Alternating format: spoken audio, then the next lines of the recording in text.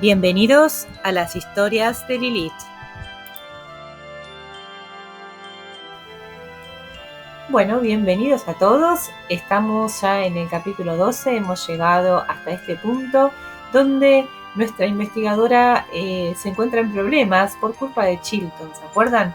Así que vamos a ver qué estrategia se emplea para poder solucionar este problema.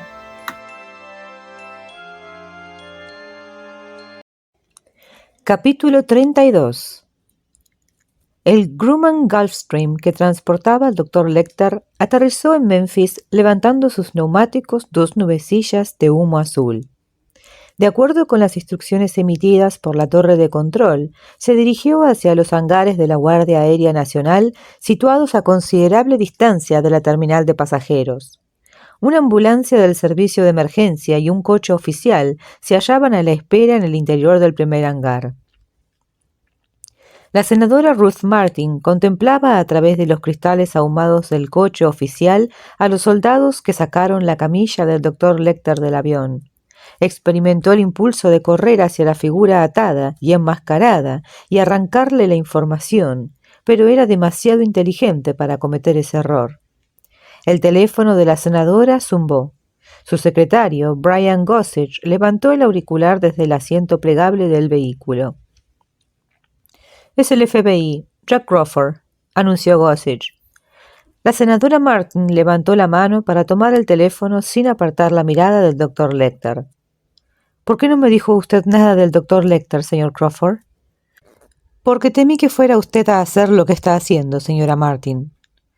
«No quiero indisponerme con usted, señor Crawford, pero si decide indisponerse conmigo, lo lamentará, se lo aseguro». «¿Dónde está Lecter en estos momentos?»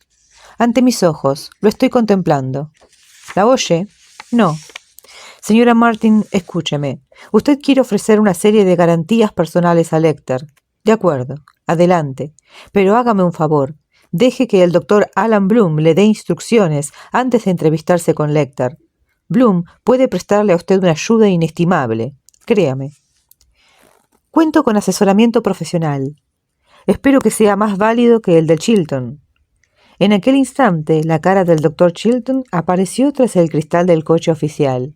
La senadora Martin ordenó a Brian Gossage que saliera a hacerse cargo de él. «Las discusiones solo conducen a una pérdida de tiempo, señor Crawford. Usted envió a entrevistarse con Lecter a una agente inexperta que era portadora de una oferta inexistente. Yo pienso hacer las cosas mejor. El Dr. Chilton afirma que Lecter es capaz de corresponder a una oferta verídica y estoy dispuesta a hacérsela.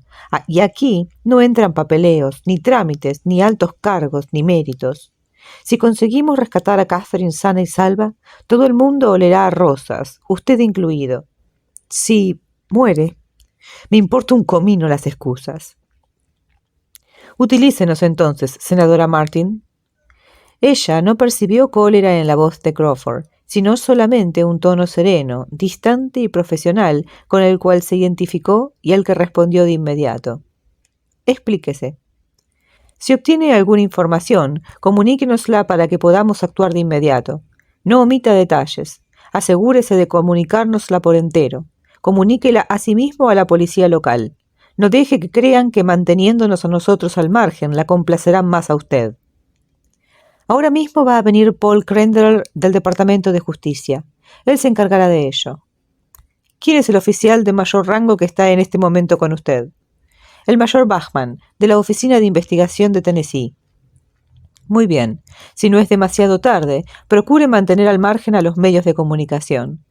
Respecto de este punto, amenace seriamente a Chilton. Es capaz de cualquier cosa por atraer la atención de la prensa.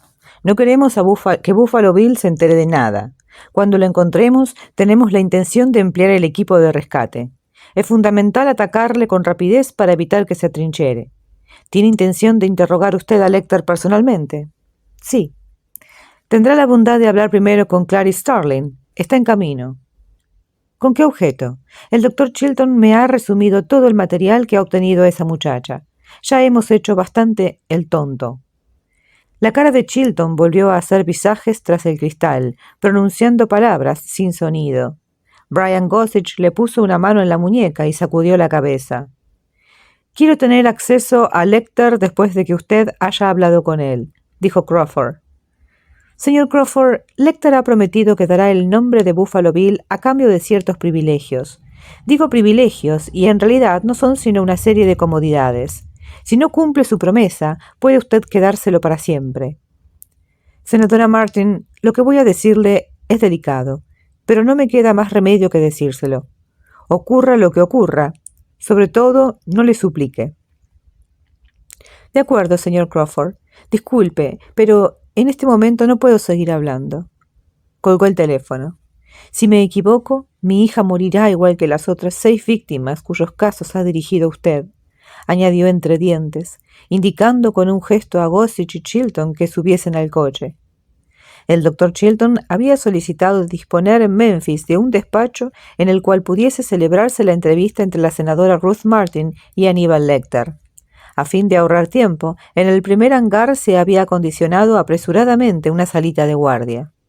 La senadora Martin tuvo que esperar a que el doctor Chilton instalase a Lecter en la salita. No se sentía capaz de aguardar en el coche, de modo que esperó en la nave del hangar, recorriendo sin descanso una pequeña zona circular. A ratos levantaba la cabeza hacia el elevado techo, hacia los grandes maderos de las vigas, a ratos la bajaba hacia las rayas pintadas en el suelo. En determinado momento se detuvo junto a un anticuado Phantom F-4 y apoyó la cabeza en el frío fuselaje, en un sitio donde había un cartel que decía no pasar. Este avión debe tener más años que Catherine. Jesús mío, date prisa. Senadora Martin, era el mayor Bachman llamándola. Chilton le hacía gestos desde la puerta. En la salita había una mesa para Chilton y unas sillas para la senadora, su secretario y el mayor Bachman. Una cámara de video operada por un subalterno se hallaba preparada para filmar la entrevista. Chilton afirmó que se trataba de uno de los requisitos exigidos por Lecter. La senadora Martin entró en la habitación con gran prestancia. Su traje de chaqueta azul marino exudaba poder. También había obligado a Gossage a almidonarse. El doctor Aníbal Lecter se hallaba sentado en el centro de la estancia, en una recia silla de roble atornillada al suelo. Una manta le cubría la camisa de fuerza y las correas de las piernas y ocultaba el hecho de que se hallaba encadenado a la silla. Y seguía llevando la máscara de hockey que le impedía morder. ¿Por qué?, se preguntó la senadora. Todos habían coincidido en que debían proporcionar una cierta dignidad al doctor Lecter en aquel entorno. La senadora Martin lanzó una mirada a Chilton y se volvió hacia Gossage pidiéndole los papeles. Chilton se situó detrás del doctor Lecter y tras lanzar una mirada a la cámara, soltó las hebillas, quitó la máscara que cubría la cara del psiquiatra y con una exagerada reverencia dijo: «Señora Martin, le presento al doctor Aníbal Lecter». La teatralidad del gesto del doctor Chilton asustó a la senadora Martin tanto como todo lo que había ido sucediendo a partir de la desaparición de su hija. Toda la confianza que hubiese podido tener en la opinión de Chilton fue sustituida por la pavorosa certeza de que aquel individuo era un cretino. Tendría que soslayar aquella incómoda certidumbre. Una mecha de pelo le caía al doctor Lecter sobre la frente, entre sus ojos granates. Estaba pálido como la máscara que acababan de quitarle. La senadora Martin y Aníbal Lecter se estudiaron. La primera resultaba extremadamente brillante, el segundo inconmensurablemente para cualquier medida humana. El doctor Chilton regresó a su mesa, lanzó una prolongada mirada a todos los presentes y manifestó: «El doctor Lecter me ha indicado, senadora, que desea contribuir al progreso de la investigación con cierta información de carácter especial a cambio de una serie de mejoras relativas a las condiciones materiales de su confinamiento». La senadora Martin levantó una mano en la que sostenía un documento. «Doctor Lecter, esto es una declaración que voy a firmar en su presencia. En ella afirmo que le prestaré toda mi ayuda. ¿Quiere leerla?». La senadora creyó que su interlocutor no iba a contestar y ya se dirigía hacia la mesa para firmar, cuando él dijo: «No quiero hacerle perder el tiempo ni el de Catherine con regateos por unos pocos y mezquinos privilegios. Los arribistas ya han desperdiciado bastante. Permítame que le ayude ahora, y confío en que usted me ayudará cuando este asunto haya terminado. Cuente usted con ello. Brian. Gossage mostró su cuaderno. El nombre de Buffalo Bill es William Robin, aunque todo el mundo le conoce como Billy Robin. Me habló de él en abril o mayo de 1975, mi paciente Benjamin Raspail. Me dijo que vivía en Filadelfia. No recuerdo la dirección, pero que estaba pasando unos días en Baltimore, en casa de Raspail. ¿Dónde están sus ficheros, doctor?, preguntó el mayor Bachman, interrumpiéndole. Mis ficheros fueron destruidos por orden del juez poco después de... ¿Qué aspecto tenía?, preguntó el mayor. Tiene la bondad, mayor. Senadora Martin, la única... Deme usted la edad, descripción física y cualquier otra cosa que recuerde, dijo el mayor Bachman. El doctor Lecter sencillamente se aisló. Se puso a pensar en otra cosa. Los estudios anatómicos de Gericault para la balsa de la medusa. Y si oyó las preguntas que se le hicieron a continuación, no lo demostró. Cuando la senadora Ruth Martin consiguió recuperar su atención, se hallaban ellos dos solos en la habitación.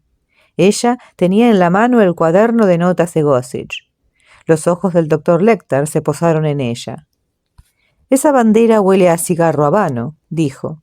«¿Crió usted a Catherine?» «Perdone, ¿cómo dice? ¿Le dio usted el pecho?» «Sí». «Qué voraces son los recién nacidos, ¿verdad?» Al ver que las pupilas de la senadora se ensombrecían, el doctor Lecter paladeó aquel dolor hallándolo exquisito. Por hoy bastaba, de modo que continuó diciendo: William Robin mide aproximadamente 1,87 m de estatura y actualmente debe tener unos 35 años. Es de complexión corpulenta. Cuando le conocí, pesaría unos 95 kilos, y me figuro que habrá aumentado de peso. Tiene el pelo castaño y los ojos azul pálido. Deles estos detalles, y luego continuaremos. Sí, ahora mismo, contestó la senadora Martin, entreabriendo la puerta y sacando sus notas. Solamente le vi en una ocasión. Pidió hora para una segunda visita, pero no volvió por mi consulta. ¿Por qué cree usted que se trata de Buffalo Bill? Porque entonces había cometido varios asesinatos, y a sus víctimas, anatómicamente hablando, las sometía a procesos similares. Me dijo que quería ayudar para acabar con ello y regenerarse, pero en realidad lo único que quería era fanfarronear, alardear de ello. ¿Y usted no estaba seguro de que no le denunciaría? No creía que yo le denunciase, pero en cualquier caso le agrada arriesgarse. Piense que yo no había traicionado las confidencias de su amigo Raspail. ¿Raspail sabía que él se dedicaba a eso? Los apetitos de Raspail eran aberrantes. Estaba cubierto de cicatrices. Billy Robin me dijo que tenía antecedentes criminales, pero no entró en detalles. Yo redacté una sucinta historia médica. No había nada excepcional, excepto en una cosa. Robin me dijo que en una ocasión estuvo aquejado de un antrax del marfil del elefante, un antrax sintomático acompañado de fiebre carbuncular. Eso es todo lo que recuerdo, senadora Martin, y me imagino que estará deseosa de marcharse. Si me viene a la memoria algo más, la haré llamar. ¿Fue Bill Robin quien mató a la persona cuya cabeza se descubrió dentro del coche? Así lo creo. ¿Sabe quién es esa persona? No. Raspail lo llamaba Klaus. Las otras cosas que dijo usted al FBI eran ciertas. Tan ciertas como las que el FBI me dijo a mí, senadora Martin. He dado las órdenes pertinentes para su breve estancia aquí, en Memphis. Hablaremos de su situación y será usted trasladado a Bushy Mountain cuando hayamos resuelto este asunto. Gracias. Quisiera disponer de un teléfono por si recuerdo algo que... Cuente usted con él. Y algo de música. Las variaciones Goldberg, interpretadas por Glenn Gould. ¿Sería mucho pedir? De acuerdo. Señora Martin, no confíe sus pistas exclusivamente al FBI. Jack Crawford nunca juega limpio con las otras agencias del gobierno. Para ellos no es más que un juego. Está decidido a anotarse para él el mérito del arresto. Quiere ser él quien se ponga la medalla. Gracias, doctor Lecter. Su traje sastre es de muy buen gusto, dijo él, cuando ella ya se dirigía hacia la puerta. Capítulo 33. De habitación en habitación, el sótano de James Gamp divaga como esos laberintos que en sueños nos frustran la salida. Cuando aún era tímido, hace de eso ya muchas vidas, al señor Gamp le gustaban las habitaciones más oscuras, las más alejadas de la escalera. Hay habitaciones en los rincones más alejados, habitaciones de otras vidas que Gamp hace años que no ha abierto. Algunas todavía están ocupadas, por así decirlo, aunque los sonidos de detrás de sus puertas se consumieron arrastrándose hacia el silencio hace mucho tiempo. El suelo varía de nivel según las habitaciones, con unas diferencias que llegan a alcanzar hasta 30 centímetros. Hay umbrales con un escalón que es preciso franquear y dinteles bajo los cuales hay que agacharse. Las cargas son imposibles de hacer rodar y difícil de arrastrar. Hacer que algo avance por delante de uno, algo que camina a tropezones, llorando, suplicando y golpeándose la aturdida cabeza, es difícil e incluso peligroso. A medida que crecía en sabiduría y confianza, el señor Gamp dejó de pensar que había de satisfacer sus necesidades en las zonas más remotas del sótano. Y ahora emplea un conjunto de habitaciones que rodean la escalera, unos cuantos espacios dotados de agua corriente y electricidad. El sótano se halla ahora en total oscuridad. Bajo la habitación cuyo suelo es de arena, en la mazmorra, Catherine Martin está callada. El señor Gamp se encuentra aquí, en el sótano, pero no está en esa cámara. La habitación situada detrás de la escalera, que está a oscuras, totalmente impenetrable para la visión humana, rebosa en cambio de leves sonidos. Goteos de agua y zumbidos de bombas de pequeño tamaño. Con esos ecos minúsculos, la habitación suena a grande. El ambiente resuma humedad y es fresco. Huela a follaje de invernadero. Un temblor de alas en la mejilla, unos imperceptibles chasquidos en el aire, un bajo sonido nasal de placer, un sonido humano. La habitación carece de la longitud de onda luminosa susceptible de ser percibida por un ojo humano, pero en ella se encuentra el señor Gamp, que ve con absoluta claridad, aunque lo vea todo en distintas tonalidades e intensidades de verde. Lleva un excelente par de gafas infrarrojas, excedentes militares del ejército israelí, le costaron menos de $400, y dirige el haz de luz de una linterna de rayos infrarrojos a la jaula de alambre que tiene delante de sí. Está sentado en el borde de una silla de respaldo recto, extasiado, observando a un insecto que sube por una planta del fondo de la jaula. La joven imago acaba de salir de un capullo rasgado que reposa en la tierra del suelo de la jaula. Sube lentamente por el tallo de una hierba mora, buscando espacio para desplegar las húmedas alas nuevas que todavía lleva adheridas a la espalda. Elige una fina rama horizontal. El señor Gamp tiene que ladear la cabeza para verla. Poco a poco las pequeñas alas reciben riego sanguíneo y se llenan de aire. Todavía siguen adheridas a la espalda del insecto. Transcurren 2 horas. El señor Gamp apenas se ha movido. De vez en cuando enciende y apaga la linterna para que le sorprendan los progresos del insecto. Con objeto de matar el tiempo, pasea el haz de luz por el resto de la habitación, por los grandes acuarios llenos de solución vegetal especial para curtir la piel. Sobre hormas, maniquíes y tensores aparecen sus más recientes adquisiciones, semejantes a vestigios de estatuaria clásica, verdes bajo las aguas del mar. La luz recorre la gran mesa de taller de hierro galvanizado, con el bloque de metal que sirve de apoyacabezas, el rociador y los desagües, y roza el polipasto que hay encima. Adosados a la pared, los apaisados lavaderos industriales. Todo en las verdes imágenes que producen los filtros de rayos infrarrojos. Unos aleteos, rastros fosforescentes, cruzan su radio de visión, como pequeñas estelas de cometas producidas por las polillas en libertad que revolotean por la habitación. Regresa junto a la jaula justo a tiempo. Las alas del gran insecto se hallan elevadas sobre la espalda, ocultando y distorsionando sus diseños. En ese momento, baja las alas para cubrirse con ellas el cuerpo, y el famoso dibujo aparece con absoluta nitidez.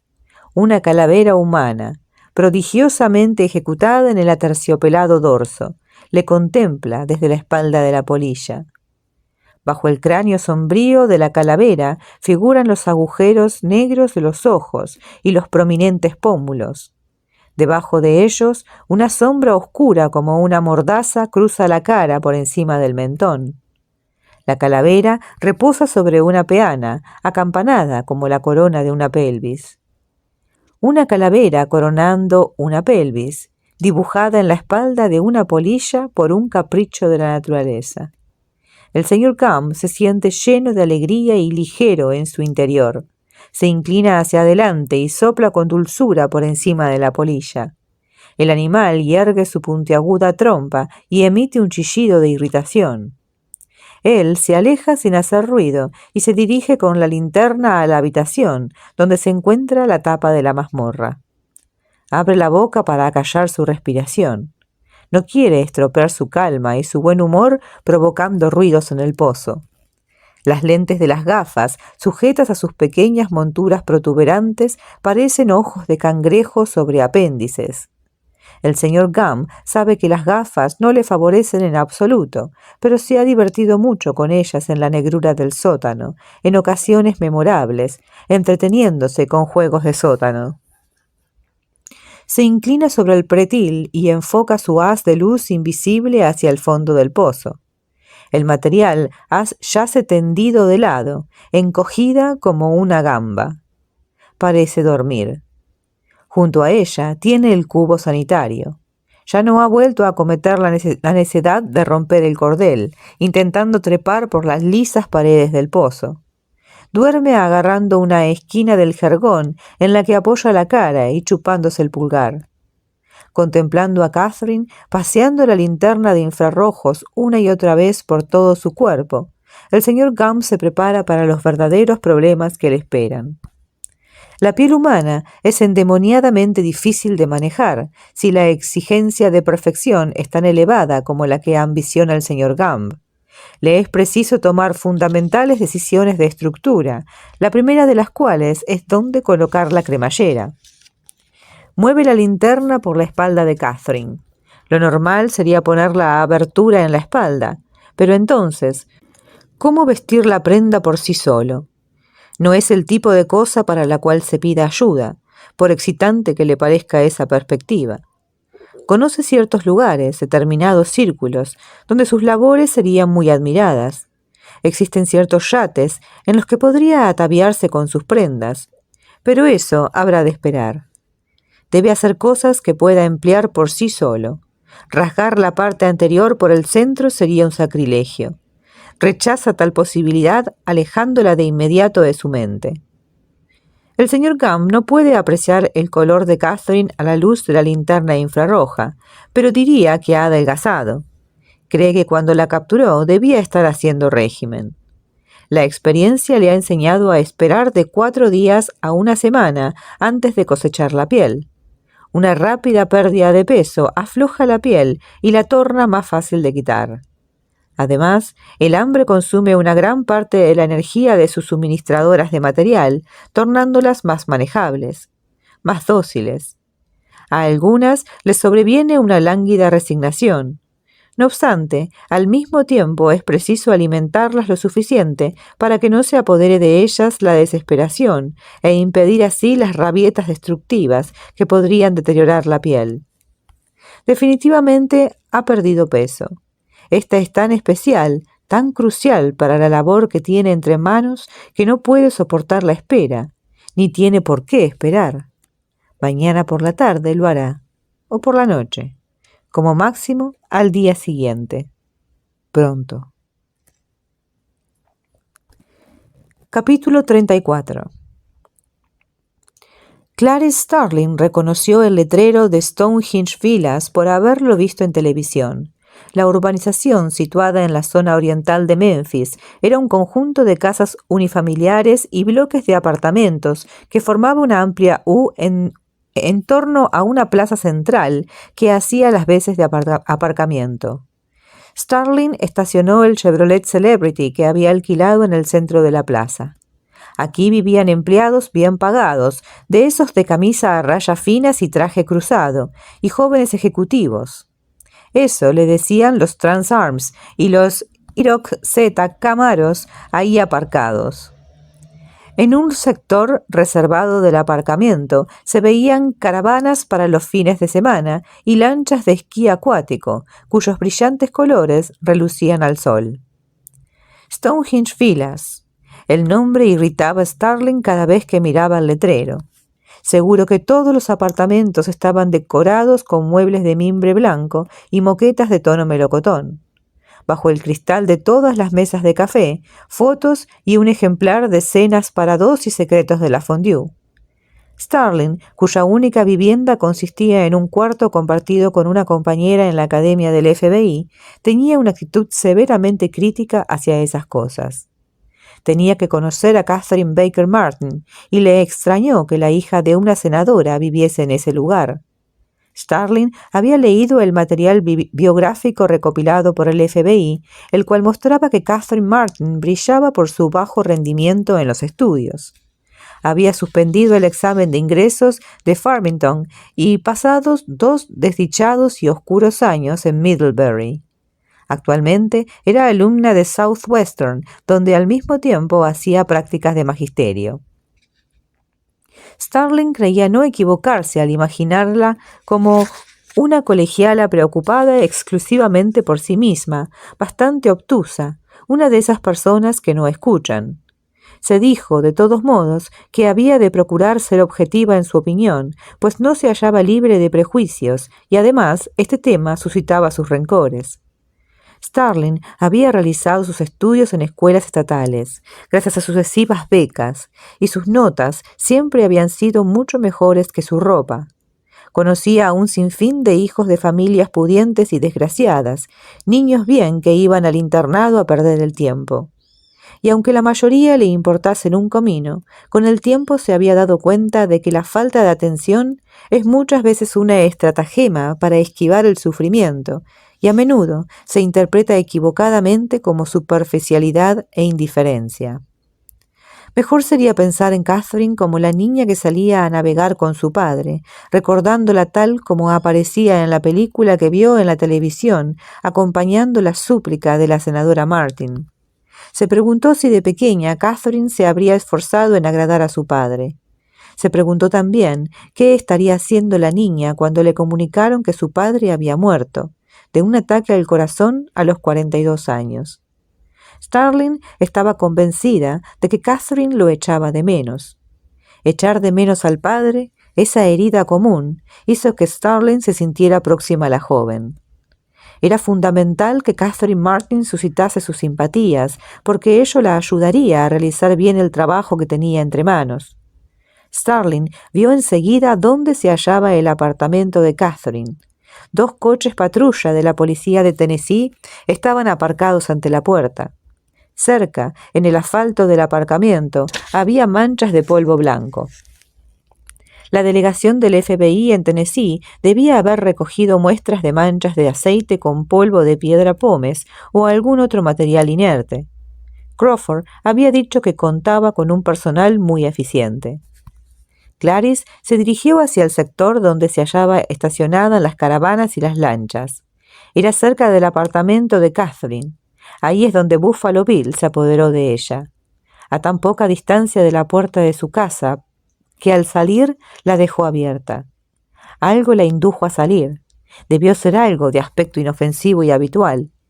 Starling sabía que la policía de Memphis había interrogado exhaustivamente a todos los vecinos y que nadie había visto nada, de modo que pensó que a lo mejor el secuestro había tenido lugar entre las altas paredes de la caravana.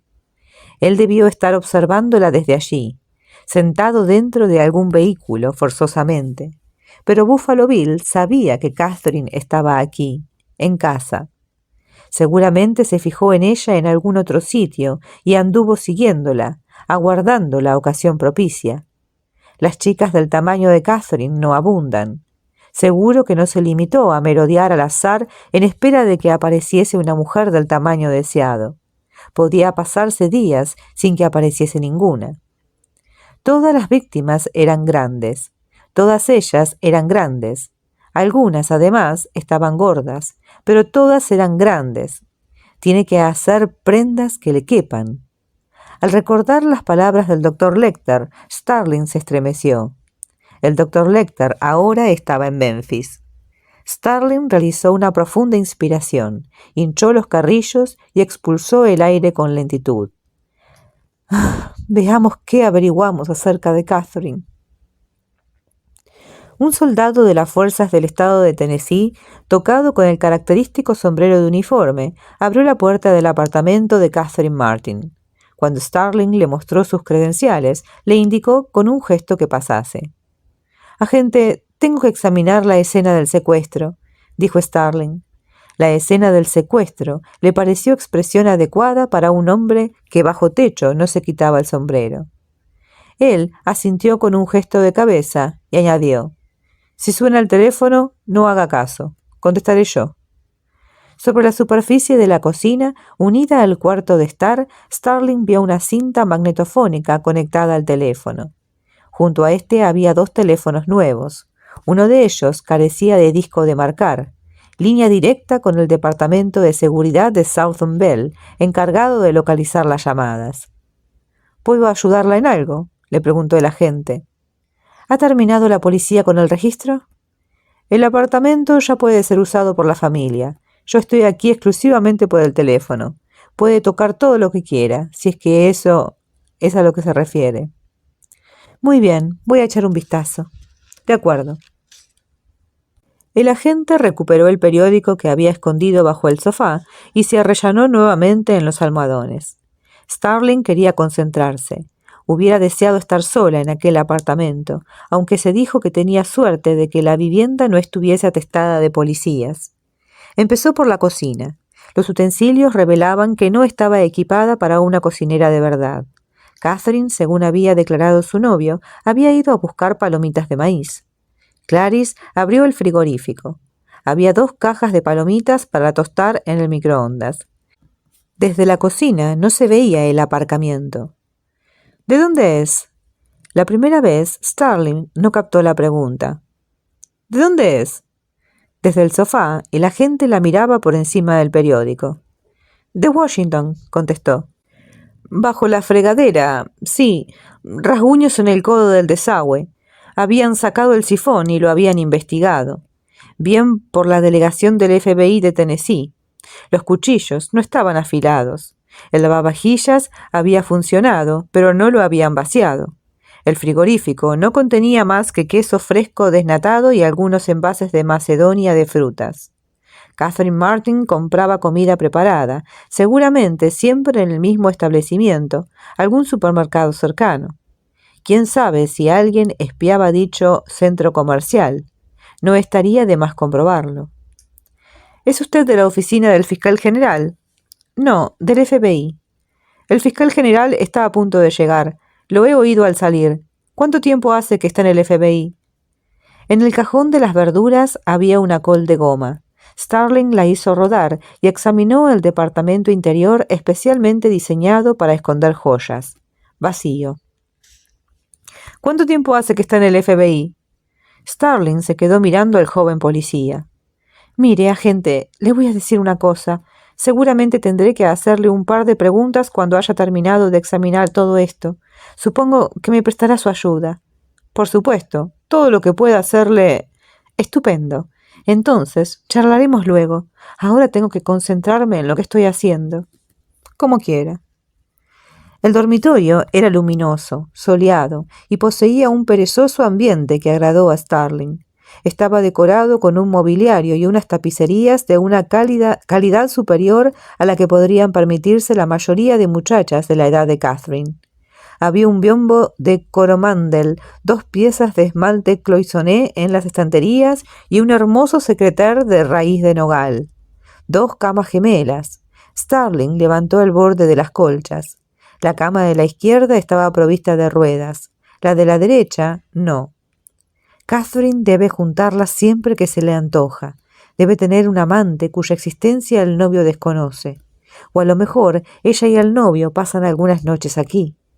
El contestador telefónico carece de dispositivo para escucharse desde fuera de casa. Ella ha de estar en casa cuando la llama su madre. El contestador telefónico era igual que el que Starling poseía, un PhoneMate corriente. Abrió el compartimento de la parte superior. Faltaban las 2 cintas, la de entrada y la de salida.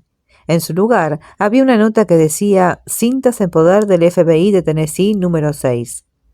El cuarto estaba razonablemente ordenado, pero mostraba ese peculiar aspecto que dejan los investigadores de manos grandes, hombres que intentan volver a colocar las cosas exactamente en su sitio, pero no lo consiguen del todo. Starling hubiese adivinado que la habitación había sido registrada incluso sin los rastros de polvo para tomar huellas digitales que había en todas las superficies lisas. Starling estaba convencida de que el dormitorio no había sido escena de ningún episodio del secuestro. Seguramente Crawford tenía razón. Catherine debía haber sido capturada en el aparcamiento. Pero Starling quería conocer a la muchacha, y aquí era donde vivía. «Vive», se dijo Starling corrigiéndose. «Vive aquí». En el armarito de la mesilla de noche había una guía telefónica, un paquete de Kleenex, una cámara Polaroid SX70 con disparador de cable y junto a ella un trípode plegado. Atenta como una lagartija, Starling miró la cámara. Parpadeó como parpadea una lagartija y no la tocó. El armario ropero interesó sobremanera a Starling. Catherine Baker Martin, marca de lavandería CBM, poseía mucha ropa y algunas de las prendas de excelente calidad. Starling reconoció muchas de las etiquetas, incluidas las de Garfinkel's y Bridges, conocidos establecimientos de Washington. «Regalos de mamá», se dijo Starling. Catherine tenía ropa buena, de corte clásico, confeccionada en 2 tallas, una para un peso de 65 kilos y una para 75, calculó Starling. Y había también algunos pantalones de plástico para sudar en situaciones críticas de aumento de peso. En un mueble zapatero se alineaban 23 pares de zapatos. 7 de ellos eran de tipo salón, de la prestigiosa marca Ferragamo. Había también algunos mocasines y varias zapatillas Reebok de deporte. En el estante superior había una mochila de nylon y una raqueta de tenis. Las posesiones de una muchacha privilegiada, estudiante y en prácticas de magisterio, que vivía mejor que la mayoría de chicas de su edad. En el secretaire muchísimas cartas. Notas de caligrafía picuda enviadas por antiguas condiscípulas. Sellos, etiquetas de envío. En el cajón inferior, papel de envolver para confeccionar paquetes de regalo. Un cuadernillo de hojas de distintos colores y dibujos. Los dedos de Starling lo recorrieron hoja por hoja. Estaba pensando en interrogar a los empleados del supermercado, cuando sus dedos hallaron entre las hojas de papel una bastante más gruesa y rígida. Los dedos pasaron por encima de ella y regresaron. La habían adiestrado para notar anomalías y ya la había medio sacado del montón cuando la miró. Era una hoja azul de un material similar al de un papel secante no muy grueso, y el dibujo que llevaba impreso era una grosera imitación de Pluto, el perro de los dibujos animados. Todos los perros de las pequeñas hileras eran idénticos a Pluto. Eran del amarillo adecuado, pero algunas de sus proporciones no eran correctas. Catherine», murmuró Starling, cogiendo unas pinzas del bolso que empleó para introducir la hoja de papel en un sobre de plástico, que de momento quedó depositado encima de la cama.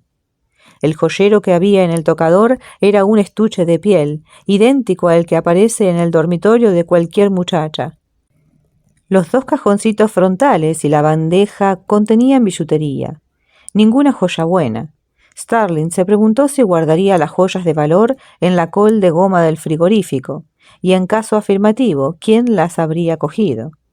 Introdujo el dedo por debajo de la tapa, por un lado, y soltó el cajoncito secreto que había en la parte posterior del estuche. Estaba vacío. Pensó para quién serían secretos esos cajones. Para los ladrones, indudablemente no. Estaba tocando el estuche por la parte de atrás para volver a introducir el cajón cuando sus dedos rozaron el sobre sujeto con cinta adhesiva a la parte inferior del cajón secreto. Starling se puso un par de guantes de algodón y dio la vuelta al estuche. Sacó el cajón posterior y lo colocó boca abajo. En la parte inferior había un sobre de papel manila sujeto con cinta adhesiva. La solapa del sobre no estaba cerrada, simplemente introducida. Se acercó el sobre a la nariz. No había sido espolvoreado en busca de huellas digitales. Empleó las pinzas para abrirlo y extraer su contenido. Había 5 instantáneas Polaroid que sacó una por una. Eran de un hombre y una mujer copulando. No aparecían cabezas ni rostros. 2 de las fotografías habían sido tomadas por la mujer, 2 por el hombre, y la quinta parecía haber sido tomada desde el trípode que había en la mesilla. Era difícil calcular el tamaño mediante una fotografía, pero a juzgar por los espectaculares 65 kilos de peso de aquel alto cuerpo humano, la mujer tenía que ser Catherine Martin. El hombre llevaba en el pene algo que parecía un anillo de marfil tallado. La resolución de la fotografía no era lo suficientemente buena como para poder apreciar sus detalles. El hombre ostentaba una cicatriz de apendicitis. Starling introdujo cada fotografía en una bolsa de plástico y las introdujo en un sobre manila de los que ella llevaba. A continuación, colocó de nuevo el cajón en el joyero. «Lo bueno lo tengo en el bolsillo», dijo con una voz a sus espaldas. «No creo que hayan robado nada». Starling miró al espejo. La senadora Ruth Martin se hallaba en el umbral del dormitorio. Parecía agotada. Clarice se dio media vuelta. «Buenos días, senadora. ¿Quiere tumbarse un momento? Ya casi he terminado». Incluso exhausta, la senadora Martin conservaba su imponente prestancia. Bajo la capa de deliberados buenos modales, Starling advirtió síntomas de agresividad. «¿Le importa decirme quién es usted? Creía que la policía ya había terminado de registrar por aquí». «Soy Clarice Starling, del FBI.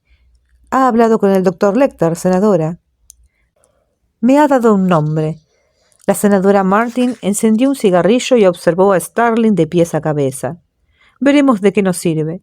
¿Y qué ha encontrado usted en el joyero, agente Starling? ¿Algo de valor?» «Cierta documentación que podremos comprobar dentro de pocos minutos», fue todo lo que Starling acertó a decir. «En el joyero de mi hija. Déjeme verla». Starling oyó voces en la habitación de al lado y confió con toda su alma que se produjese una interrupción. «Ha venido el señor Copley, el agente especial de Memphis encargado de...» «No, no ha venido, y eso no contesta a mi pregunta. No se ofenda, agente, pero exijo ver lo que ha sacado del joyero de mi hija». La senadora volvió la cabeza y por encima del hombro llamó.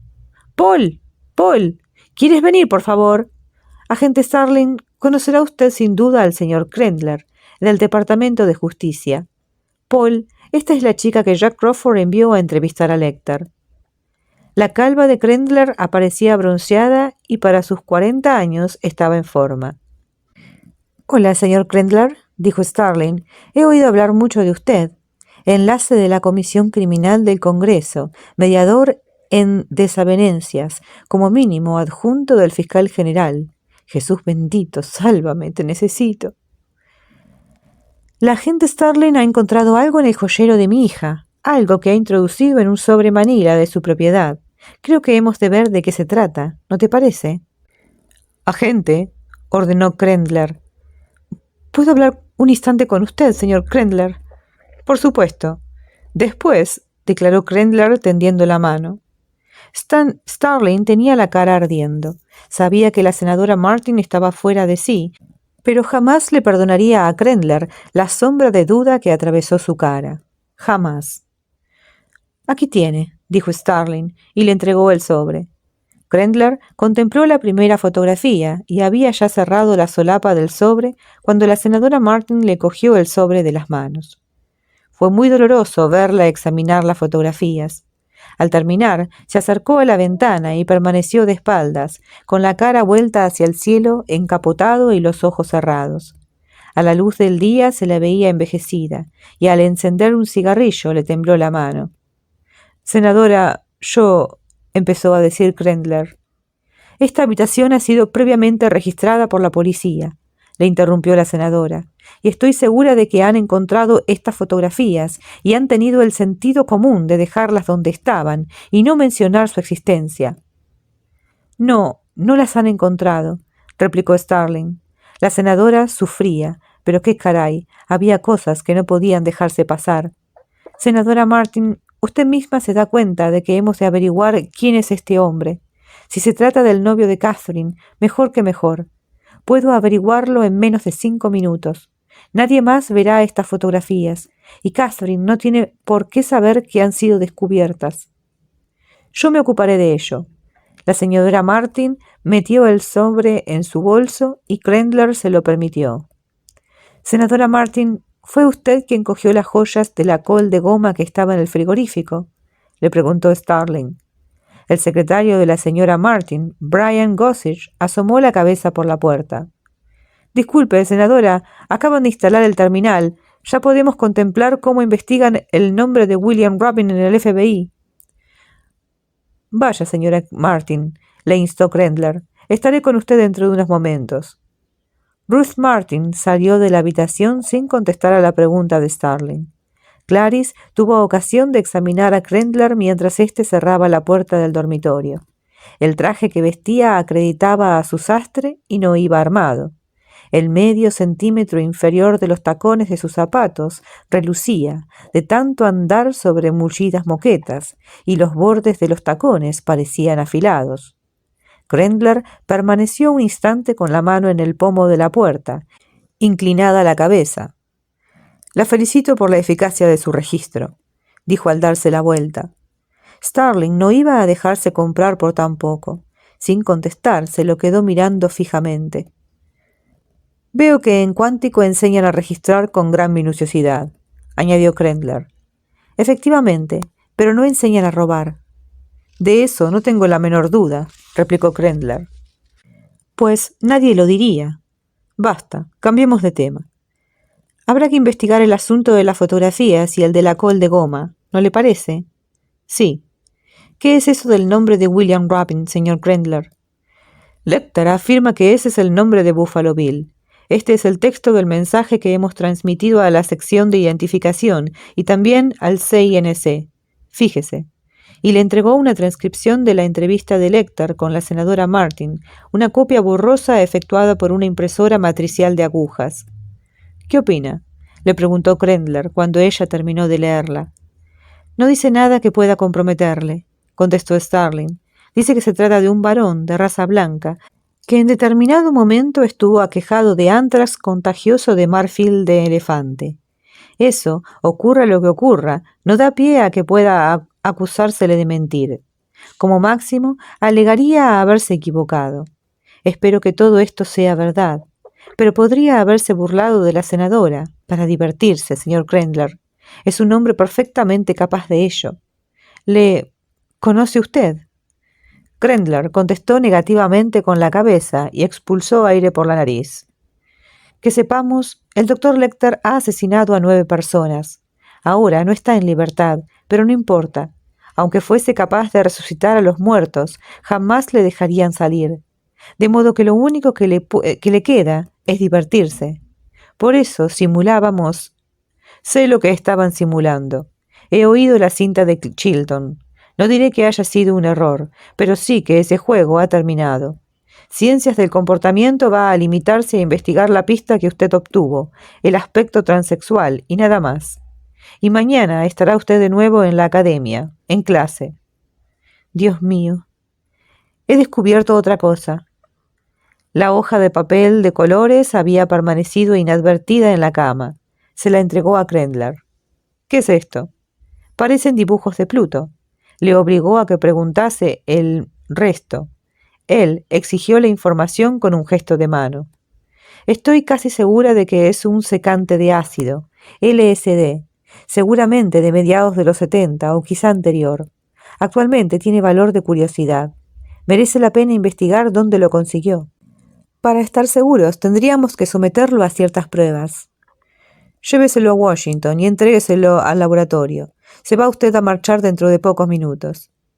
Si no quiere estar tantos días, puedo hacer yo misma las pruebas con un equipo cualquiera.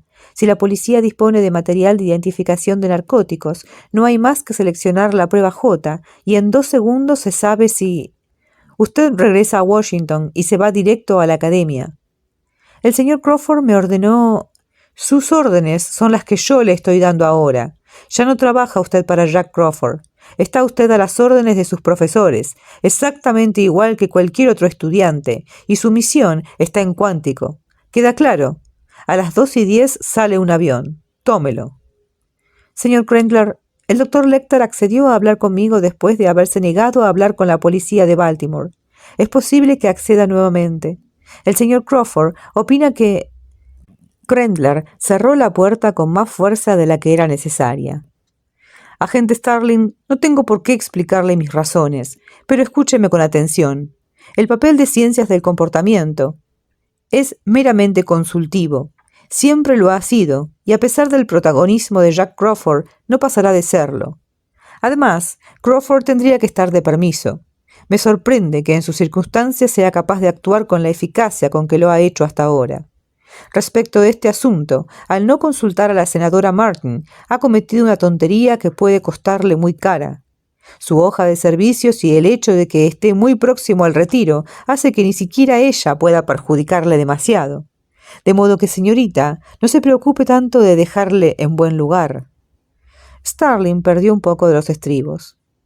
¿Disponen ustedes de alguien más que haya detenido a 3 asesinos reincidentes? ¿Conoce usted a alguien más que haya apresado siquiera a uno? Señor Crendler, ¿no debería usted permitir que ella dirija este caso?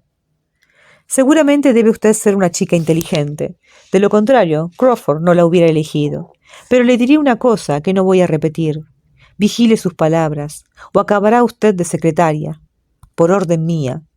¿No comprende usted que la única razón de que se la enviase a usted a entrevistar a Lecter fue para que su director obtuviese información con la consiguiente base a que jugar ante el Congreso? Información inofensiva sobre criminales importantes. Un nuevo enfoque del temible doctor Lecter. ¿No sabe usted lo bien que maneja su jefe esos datos cuando tiene que defender el presupuesto de su sección? Los congresistas se lo tragan y los comentan impresionados durante la cena. Está usted fuera de onda, agente Starling. Queda relevada de este caso. Sé que dispone usted de credenciales del FBI. Entréguemelas inmediatamente. Las necesito para que me permitan volar con la pistola. Pertenece al arsenal de Cuántico. La pistola, santo Dios. Entregue las credenciales en cuanto llegue a la academia. La senadora Martin, Gossage, un técnico y varios policías estaban apiñados en torno a una pantalla de video conectada mediante un módem al teléfono.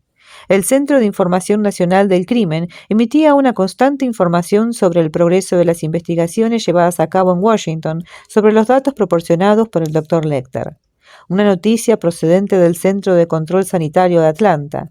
El ántrax contagioso del marfil del elefante se contrae respirando el polvo que produce el pulido del marfil, material que se usa en mangos de cubiertos de lujo. En los Estados Unidos se trata de una enfermedad típica de los operarios que trabajan en la manufactura de cuchillos. Al oír la palabra cuchillos, la senadora Martin cerró los ojos. Los tenía calientes y resecos, y arrugó el Kleenex que llevaba en la mano. El joven policía que había abierto la puerta del apartamento a Starling le traía a la senadora una taza de té. Seguía con el sombrero puesto. Starling se había decidido que no iba a escabullirse como una cobarde. Se detuvo ante la senadora y dijo: «Buena suerte, señora Martin. Espero que Catherine se encuentre bien». La senadora asintió con la cabeza sin mirarla. Crendler apremió a Starling a que saliera. «No sabía que esta chica no tenía derecho a entrar aquí», dijo el joven policía cuando ella ya salía de la sala. Crendler salió a la puerta con ella. «Siento un gran respeto por Jack Crawford», dijo. «Por favor, transmítale lo mucho que todos lamentamos los problemas de Bella. Y usted andando a la escuela y a estudiar, ¿de acuerdo?». Adiós, señor Crendler. Y de pronto Clarice se encontró sola en el aparcamiento, invadida por la desconcertante impresión de que no entendía nada de lo que ocurría en este mundo. Se quedó contemplando a un palomo que se paseaba entre las caravanas y las motoras. Apresó con el pico una cáscara de cacahuate y la soltó. El viento húmedo le encrespaba las plumas. Starling anheló poder hablar con Crawford. El despilfarro y la estupidez no sirven de nada, eso le había dicho. Emplee bien esta situación y templará su espíritu. Esta es la prueba más difícil de todas. No permitir que la rabia y la frustración le impidan pensar con claridad. En esto consiste, en síntesis, la capacidad de mando. Mandar le importaba un pepino, y a continuación descubrió que también le importaba un pepino, o por usar otra palabra, una mierda, el hecho de ser la agente especial Starling. De bien poco servía, si había que jugar con esas normas. Y se puso a pensar en la pobre, gorda y triste muchacha muerta que vio tendida en la mesa funeraria de Potter, Virginia Occidental.